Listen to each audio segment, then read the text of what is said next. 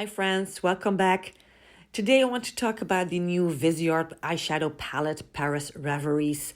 I'll share swatches, some of the looks I created, some comparisons with other Viseart palettes, and of course I will also share my thoughts about Paris Reveries. I also want to point out that I received this palette in PR with no obligation to post. All thoughts in this video are sincere and my own and always will be. The palette contains 12 shades, mattes, satins and metallics in lilac, pink, brown and peachy tones. All shades in Paris Reveries are new shades, no repeats from other palettes. It's made in US. As per usual, I don't have any complaints about the formula, color payoff, application, blending or whatsoever. Viseart is top notch. The Viseart mattes are always a bit powdery, but definitely not in a bad way. They apply and blend effortlessly. I prefer to apply the shimmers and metallics with my fingertips, but brush application works perfectly as well.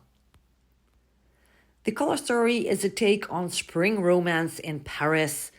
At first glance, I found the mix of the warm peachy tones and cool toned lilacs a bit weird. I love purples and lilacs and I love peachy tones, but I don't pair them. And I can't explain why, but the combination of these lilac and peachy tones in Paris Reveries just works beautifully on the eyes. Of course, you can create either a cool toned lilac pink look or a warm peachy look, but pairing the shades makes your eye look even more interesting. There's only one dark shade in this palette, which is enough to create depth and dimension, especially when paired with the mid-tone brown or the pink plum shade, but you won't be able to create very dark, sultry looks. This palette is made to create easy, everyday, wearable looks. For those of you who own the Fleurette Coeur and Fleurette Amour palettes that were released last year, this Paris Reveries is like a mix of those two color stories, but with a larger variety of shades and the tones are a little bit different. Viseart has released more palettes in their Paris collection in the past. There is the Petit Shimmers Paris Nudes, which contains soft, neutral toned shimmer shades. And there's the Paris Edit, which has a neutral romantic color story with mostly pink, brown and mauve shades. The new Paris Reveries has definitely more lilac and peachy tones.